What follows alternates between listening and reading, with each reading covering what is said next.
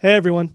Today on the podcast, we are joined by a guest via Zoom. By the way, you can actually watch this podcast, not just listen to it. But the guest that we have on today is Alex Kocman. He works for ABWE, which is a missions organization. And we had him on just to talk a little bit about what missions is, how we should think about being on mission, how we should think about supporting missionaries.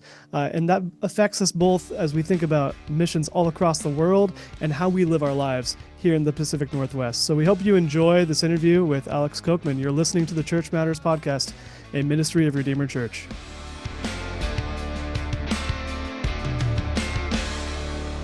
Hi, welcome to Church Matters, here with Pastor Riley, and we have a guest, Alex Kocman, who is joining us to talk about missions and the local church. And Alex, thanks for coming on, man. Thank you for having me. Well, Alex, you do a lot of different things. I was looking at your bio, and you've written books and currently serve with ABWE. You're a churchman, pastor in your local church, I believe. And so just help those who aren't familiar with you, just get to know you a little bit, maybe give us a snapshot into your life and who you are. For sure. Everything that I'm doing comes out of a heart for the local church. And so I do serve as an elder at Faith Bible Fellowship Church of York. Of course, my wife and my 4 children, number 5 is on the way, are a part of our church body as well. But then with ABWE, I have the immense privilege of celebrating and serving missionaries by telling their story. So we have about 1,000 workers reaching more than 90 countries, and our goal is to get out the word about opportunities to support these workers. Also just get out solid content on missiology and theology in general to get people thinking biblically about the Great Commission, not maybe in the sort of mass guilt-inducing types of ways that a lot of people are used to hearing about missions. So that's what we do. I have a team here that does everything from photo to video, magazine, social media. We leverage all of that to get God's people in the churches. We have about 450 sending churches that we work with. So we take all of that and leverage that to help people take their next step in the Great Commission. That's awesome, brother. Yeah, I was actually listening to your podcast, the Worldview that you do. It's on YouTube. And you host a couple of different podcasts. I also listen to the Missions podcast with Scott Dunford that you do, and excellent content. Redeemer folks would recommend listening to that. I really appreciate you coming on. We just want to kind of maybe start with talking a little bit about, our church has actually an ABWE missionary right now, Chris and Rose Duryea. They were sent out, and we're their sending church, and they're in Spain. And but just help us as a church think about how we should be thinking about missions. What is that relationship between global missions and the local church? Give us a little bit of education around that, Alex. Sure. A lot of us have sat through sermons on Matthew 28 in the Great Commission, and I don't want to be too pedantic and go over things that people already know. But at the same time, there was a Barna survey in 2019 that showed that somewhere between half and 3/4 of people in evangelical churches don't know what the Great Commission is. So it's probably worth starting with first things there. Jesus says, go into all the world, make disciples of all the nations, baptizing them in the name of the Father, Son, Holy Spirit, teaching them to obey everything that I've commanded you. And so the question is, what does that mean? Who is that for? And there's a spectrum of opinion. If you go back 200 plus years into our past in the West, you'll find a lot more people, and they're around today as well, who would have said, well, that was only given to the apostles at the time. It was their job to spread the gospel across the known world, which they did in the first century. And the gospel has now gone into all corners of the world. Christianity is now a global movement. And that's gloriously true. But it's important that we recognize they didn't finish the job. And there is still an aspect of that command that depends upon us today, because not all the nations have yet heard. Many of us are familiar with the idea of unreached people groups. These are people groups, nations, cultures that have no access to the gospel, no way of hearing a biblical gospel presentation in such a way as to understand and embrace Christ by faith because of the language barrier, because there aren't any missionaries physically present. Maybe there aren't any sound biblical churches present. And somewhere between a quarter and a third of the planet of humanity Mm, is unreached by that mm, definition. mm. But the missionary task is more than just taking the gospel to those who've never heard. It's also discipling all the nations, as we read in Matthew Right. 28. And so it's not just reaching, it's also teaching. It's staying present with a people until there is a healthy, self-sustaining church that is devoted to all of the things that Christ wants us to do. So Mm, it's not really possible to be a Christian and not care about the Great Commission because mm, mm, ultimately, just as Adam and Eve were given a mission in the garden to be fruitful and multiply, so Christ, the new Adam, and his bride, his Eve, the church, also have a mission, which is mm, to take dominion through the knowledge of Christ diffusing everywhere across the world and among every people. mm, And so that's why we do what we do, practically speaking. What is missions, though? Because I think mm, this is where people get stuck. A few friends of mine, Denny Spitters and Matthew Ellison, they've written a helpful book called When Everything is Missions, mm. dot, dot, dot. The implication is when everything is missions, nothing is. Right. Right. So if digging a well or if running an orphanage, well, if every single Christian endeavor, even running a for-profit business or sending your children to Christian school for their education, if everything can be construed as mission, then really what is missions? Who is a missionary? If everybody's a missionary, then what is that distinct office of someone who is sent out with a unique gospel advancing purpose, usually to a remote or to a foreign people group or language group Mm, or culture? And I think it's critically important that we don't lose the definition of mission. Sure, you can live every part of your Christian life intentionally and with purpose, but missions is something very specific. mm, In Acts chapter 13, the Holy Spirit communicates to the leaders of the local church in Antioch that they are to commission to send out Paul and Barnabas, and they end up going out on really the first missionary journey at that point. He doesn't say that to everyone. So not mm, everyone from that church was sent. And there was something different about Paul and Barnabas's ministry before that point as there was afterwards. They mm, went from a state of not having been sent out yet to a state of having been sent out. So biblically, we might want to say, everybody's a missionary in some sense, but the cash value of Acts 13 is to say there are particular people sent out by local churches to go beyond just the ordinary duty of every Christian in the place where they live, their workplace, their school, the places where they've been called to be salt and light. There's something additional on top of that where sometimes God in his providence moves to send out people that are qualified, that are called, that are competent, and that are able to advance the gospel, make disciples, and train and plant healthy mm, biblical mm. churches so that the gospel witness can find a new footing in places where Christ has not yet been named, or maybe he's been named but misunderstood. So Mm. that's a brief nutshell of how we No, man, approach that's great. missiology biblically. I could go on from there, but there's a lot to it. But it's Yeah, yeah, yeah. simple. It's also gloriously simple. Hmm. Well, that's super helpful, man. And yeah, I think, in the area that we live in, the Pacific Northwest, I was telling you a little bit about, there's a stat out there about us that says Seattle or this area. So we're in King County, and it's really talking about that whole county. Ties as the least religious U.S. metro area in this new study. And so, this area has consistently been one of the least churched areas in the United States. And in that, I think, in this region, we've talked, a lot of people then end up talking about what does missional living look like? What does it look like to have a robust missiology for this area? When should we start thinking about our area as a mission field that people actually should send missionaries to? Should we get more folks coming from Louisville or, Christendom out there, or Texas or one of those places, and getting them to send missionaries out to this region? When do you think you kind of pass the Rubicon in a region where you really should start thinking about it as a mission field, or what makes a place a mission field? That's a wonderful question. I think it's the right question. For the past several decades, we've been given kind of a narrow view of what counts as a mission field. Mm, Going back to the 70s, 1974, the Lausanne Conference, or Congress rather, on world evangelism, Uh, what came out of that was an understanding of hidden peoples, which later became unreached people groups, which basically said, in all of our missions endeavors, we've overlooked this type of person, not just someone who's lost, who doesn't believe savingly in Christ, but a person who doesn't have access to the gospel message. Typically, that's defined as less than 2% of the population of that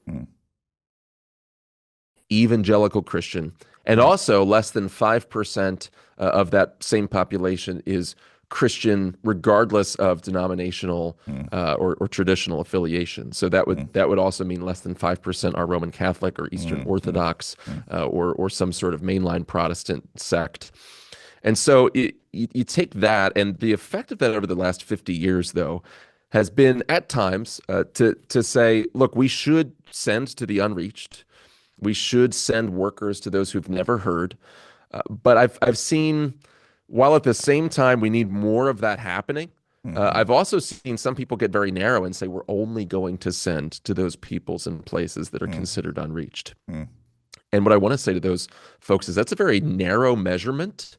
Are we supposed to withdraw from a people group once there's 2.1% evangelical? It's an arbitrary statistic, really just meant to indicate, look, once you have 2% of a population that are Christians, they can theoretically evangelize the rest of their people group. But the key word there is theoretically.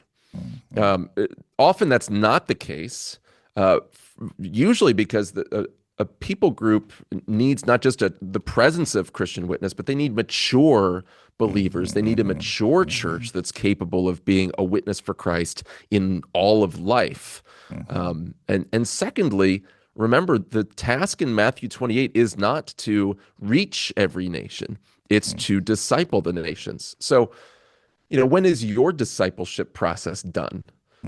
Your discipleship process isn't done until the day that you see Christ in glory. Right. And same for me. And in the same way, nations will not be finished the discipleship process ultimately until the consummation and until indeed we see every single knee has bowed, every single tongue is confessing that Jesus Christ is Lord.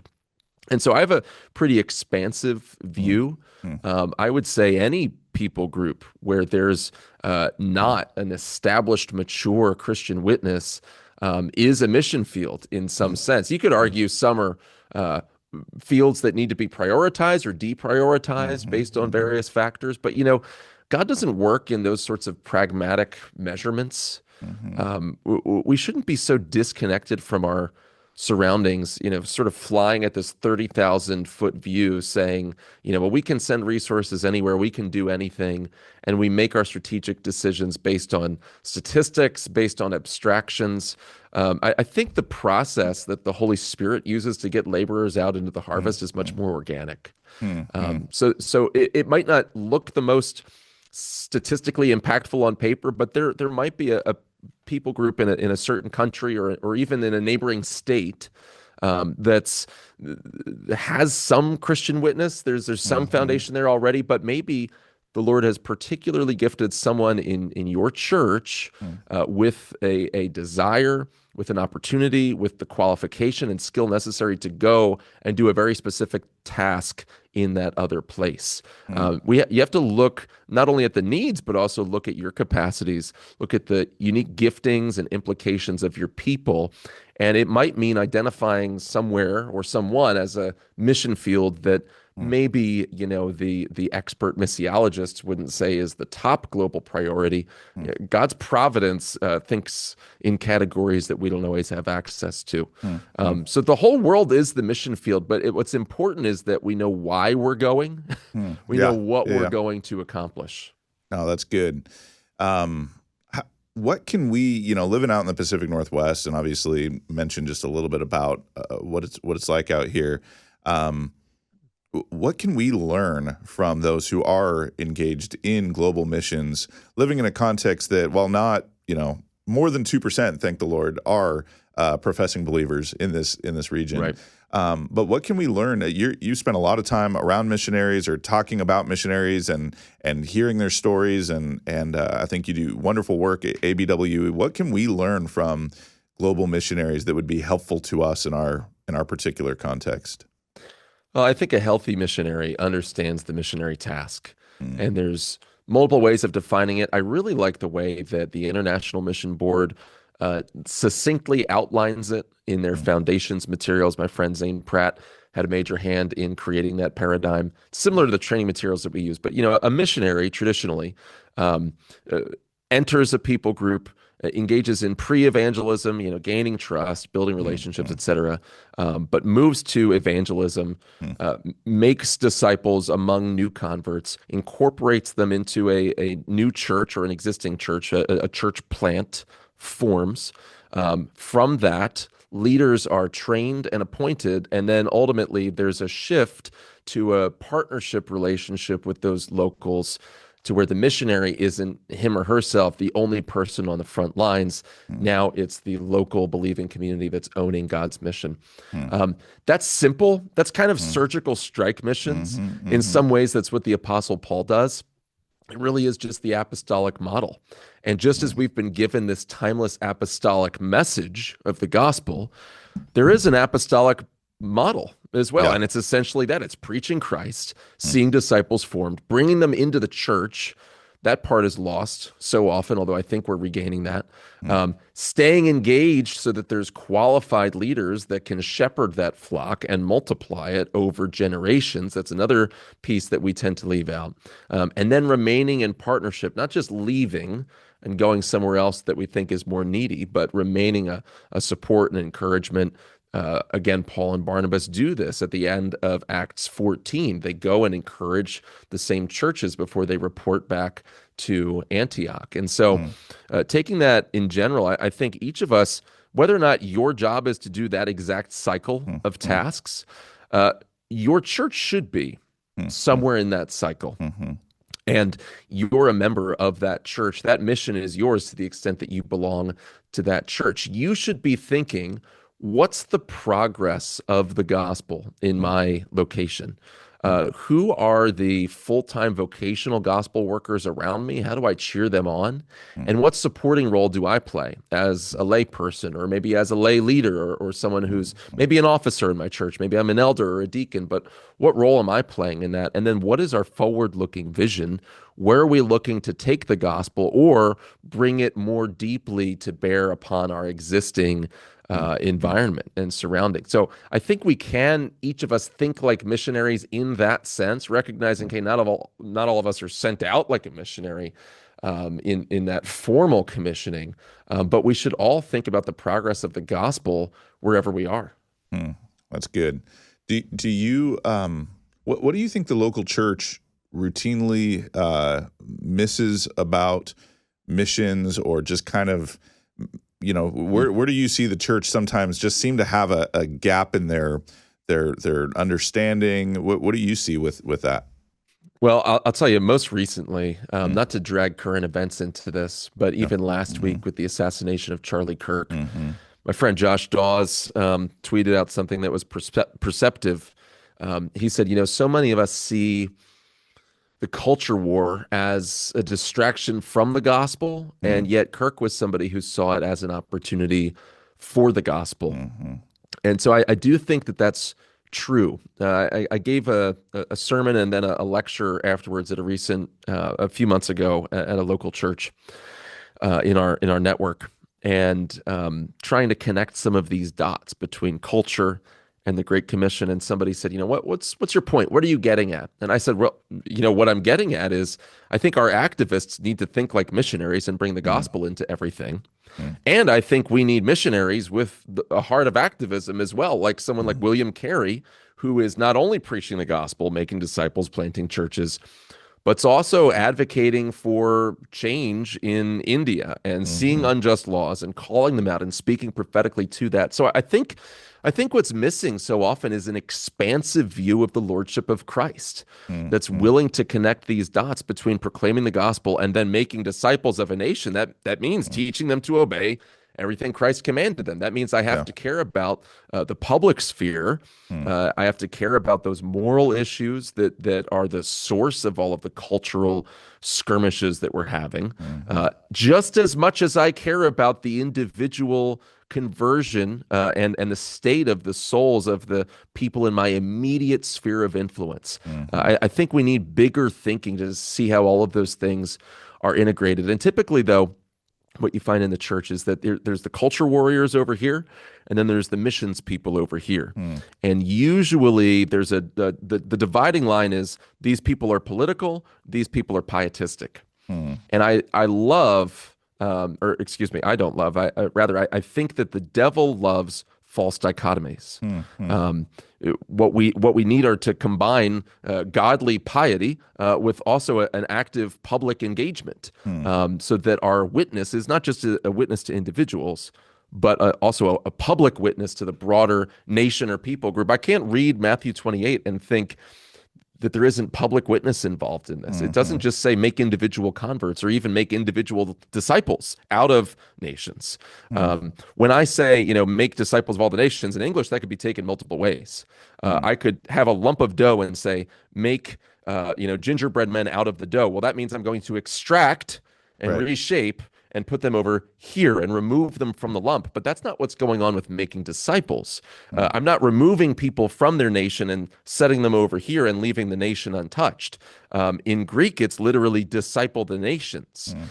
Peoples are the object of the Great Commission, not just individuals. Of course, it starts at an individual level, but individuals live in families, communities. And so I think we need more of this expansive thinking. Even if the everyday task of the missionary is still the same ordinary means of grace that we know that it is, we need that integrated vision of how Christ's lordship applies over all of these things in order to be, I think, truly effective. Amen. So that dichotomy that you're talking about there, where you have sort of pietistic or pietism, because I know you're not against piety, and you even talked about, right? So you have kind of pietism or pietistic thinking, and then the other. How did you label the other category? The political or the public. Yeah. So kind of that public square engagement, and that we really need those two things. So why do you think that so often those end up as two very distinct categories? Because I've certainly seen that. Even as for our church, we've talked a lot about equipping believers to have a biblical worldview of all of life. And so we want them to think biblically about the political sphere and family and church, and we want them to kind of think Kuyperian in that way, right? And but I think a lot of people do have those hard dichotomies. And if you start talking about things that get out of that pietistic kind of category, they start getting uncomfortable because they think, are you just going to turn into a political commentator, which isn't the goal at all. So why do you think those things are so often divided in the Christian's mind, and how is it, would it be more impactful for missions if we could see those things as having more coherence? Yeah, there's so many factors. You could lay blame to certain theologies that try to divide the sacred and secular, which there's a distinction, but not ultimately a divide between those two, right? So there's some theologies that have contributed to that. There's some theologies that are just really pessimistic about the direction of history, the progress of the gospel. Ultimately, if you think we're going to lose, then you're probably not going to be as motivated.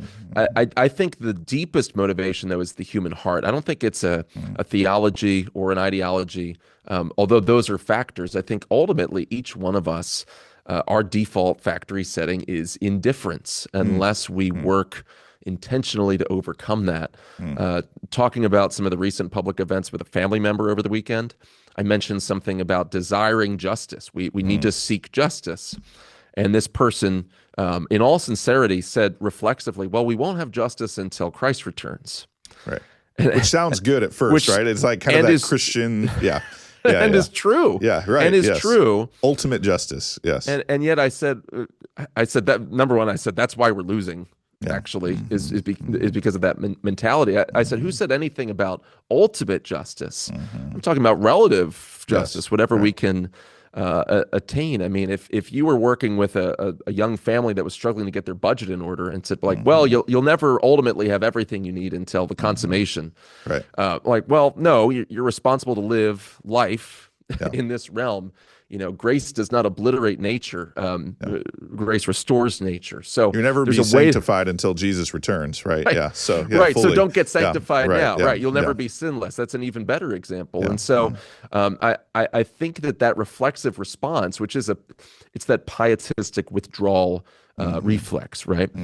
Which is different from piety, fearing God, being devoted to God, of course. But that reflexive pietism, I think ultimately that is an avoidance of responsibility. I think we're afraid when we realize, man, if these things are all connected in Christ, right? Thinking as good Kuyperians, that there's not a single square inch over which the risen Christ does not shout in triumph, mine, right? Yes. Then that means that my actual life may need to change in some way. Right. I may need to reorder my priorities to pursue not only the eternal good of my neighbor, because I think we would all say, sure, get the gospel out, Right. give money to missionaries, help the church outreach program, but also affect the temporal good of my neighbors as a consequence of the gospel. I think John Piper has a really good formulation when he says we must care about all suffering, especially eternal suffering. That's a good starting point for how should my life be ordered. It should be ordered not only towards the eternal good and not only towards the temporal good of your neighbor, but both the eternal and temporal good. And of whom? Well, of those that you can immediately reach in your sphere of influence. And then as you're faithful in the smaller things, extending outward according to a reasonable order of loves and ultimately loving the nations, but doing so out of a posture of faithfulness and not just chasing idealistic concepts of impact in far off places, but being faithful locally and globally. I think it all comes out of that understanding. That's excellent. So I want to ask you, I don't want to set up a false dichotomy. Satan loves those, as you said. And so I don't want to set up a false dichotomy here, but I do want to talk maybe a little bit about a tension. And because I know you love the local church, everything I've listened to from you, or even in this conversation, you clearly love the local church, but obviously you love God's work that is going out globally around the whole world. And so just love to talk to you a little bit about, for a church, how should we think about that tension between, or is there a tension with church planting and the resources and the people and the momentum and everything that's needed to establish that and have it not just send somebody, but actually have it thrive and be healthy, and truly developing a culture within your church where there are people that get sent out as global missionaries, that they go overseas. How should a church maybe prioritize those things? Think about some of those tensions. Do they work in concert with one another? Are they sometimes working against one another? Kind of big question, but there you go, Alex. Help me understand the question. So Yeah. the tension between domestic and international missions, essentially, or tension between sending all sorts of people versus sending lead church planters specifically? I'll give you an example. So a couple years ago, I met with a pastor in the area, and we had a conversation. We went to lunch, and he said, "So how many missionaries is your church sending out right now?" And, he was inclined to have all of the flags up in the church that, of all the different nations, and was very much thinking globally. And before that, we talked about how our local church was doing, and disciples and baptisms and how many, that sort of thing. And he was like, yeah, I get that. That's great. But how many missionaries are you sending out? And he said, that's how I know if a church is healthy or not, is dependent on how many missionaries they've sent out. And so then we kind of had this conversation about church planting. Okay, well, do you feel the same way about church planting?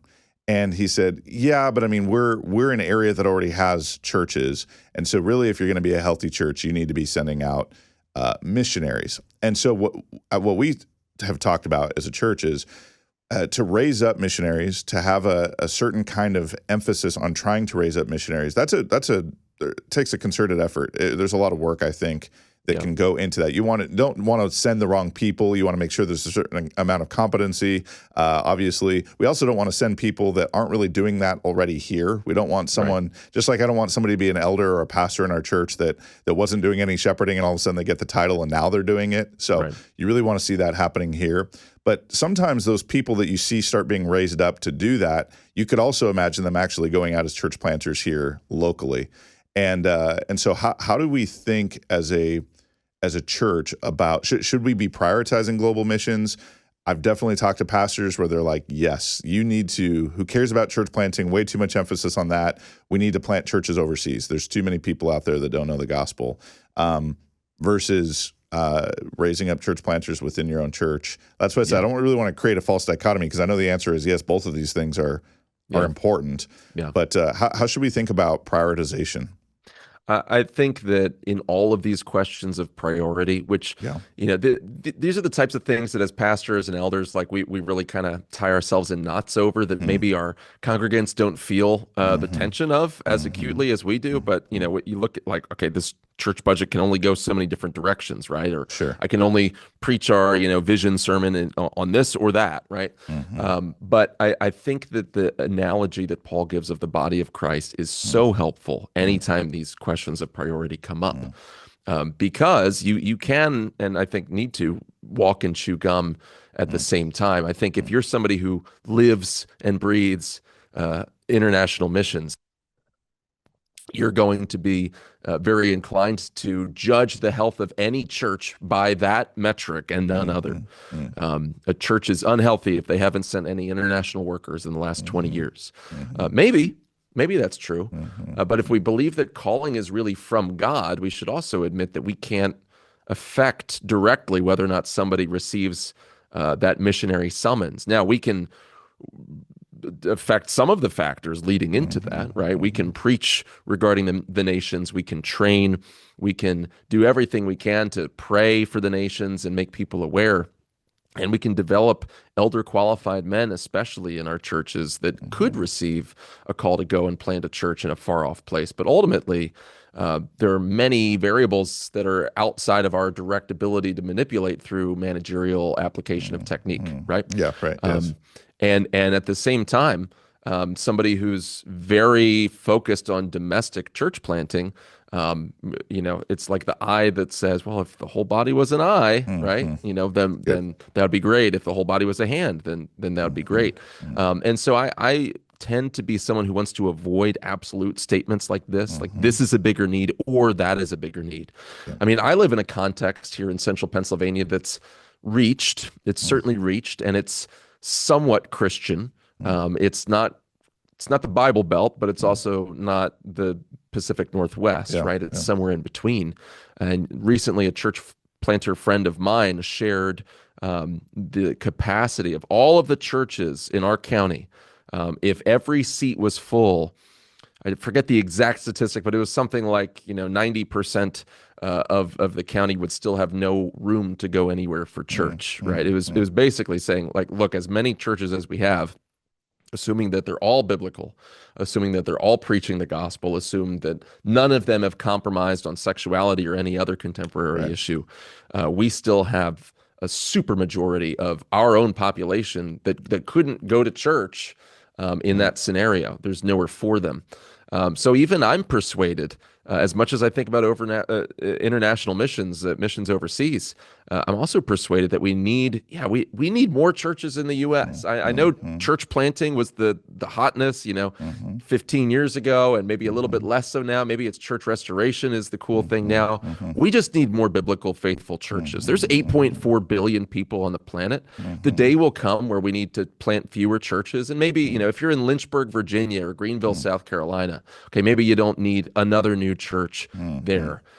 But in general, we need more people devoted to these ministries. And so I'm suspicious of absolute answers. That's my best attempt at that's great, man. I really appreciate it, because I think the context that we've lived in out here, and kind of the tribe that we're in a little bit, really has a massive influence or emphasis on church planting, which I think Yeah. is great. And then exactly what you said, there's some some of the guys that are really interested in church revitalization and some of those things, which is great. But sometimes I get the sense from other sort of friend circles that I have that if you're not just kind of always beating the drum of sending out global missions, that you're somehow deficient as a church. And so I thank you for just speaking to that a little bit. And if I could add one thought there as well, I've been a part of those people that beat those drums, right? That's I get it. I run with those folks. Those are the folks that I'm rubbing shoulders with. I've given out books on sending and gaining by losing and things like that. In our church, we've gone through a few actually painful seasons over the last 10, 15 years. Multiple deaths and rebirths of our church in the 111 years since we were first planted in York, Pennsylvania. And what I've found is, can it be true that you can gain by losing, that you can strengthen a church by sending? In some sense, that can be true, right? Just like a muscle that's torn grows back stronger and bigger and healthier.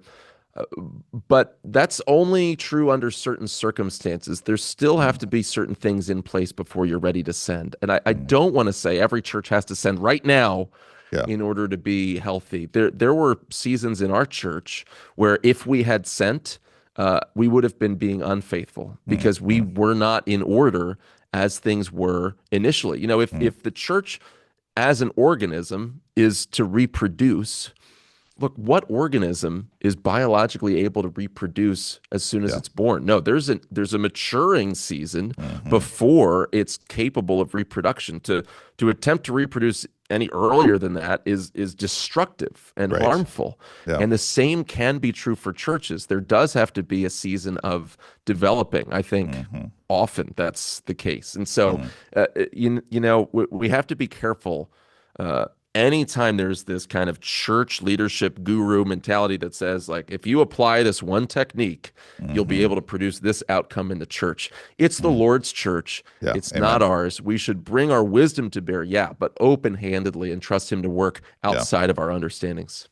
That's good, man. And you get into conversations about order amoris and just kind of ordered loves and where should our priority be if your church is falling apart, but you're like, but we're sending out missionaries. And it's like, and now you have no elders in your local church. Like, that's a problem. I've seen that. Right? I've seen churches that are giving $50,000 towards missionaries each year, and they have less than 15 members, and they can't hire a pastor, and they've been without a pastor for years because they didn't want to pay him more than $20,000 a year.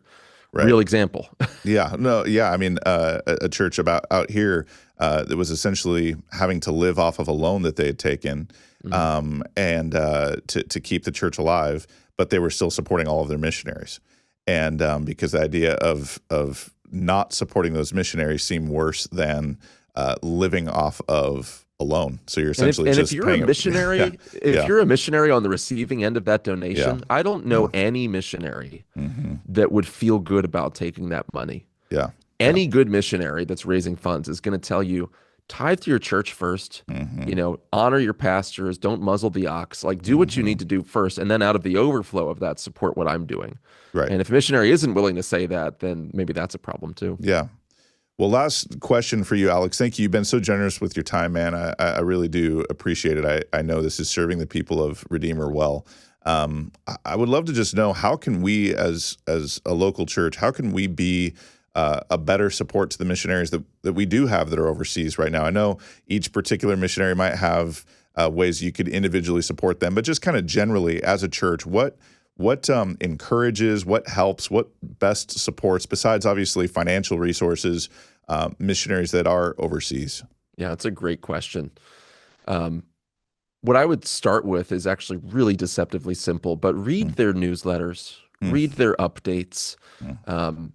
And I will admit, I struggle to do this sometimes myself, because we have some missionaries that send wonderful updates. We have others that are droning on and on about this and that. And so, but do your best to be aware of what's happening in the lives of your missionaries. Regularly raise them before the congregation for prayer. If you're a pastor, right? If you have your weekly pastoral prayer, maybe you send out a weekly email to your church, or even if you're a congregant, focus on praying for the needs of those workers. Get their contact information, reach out once in a while.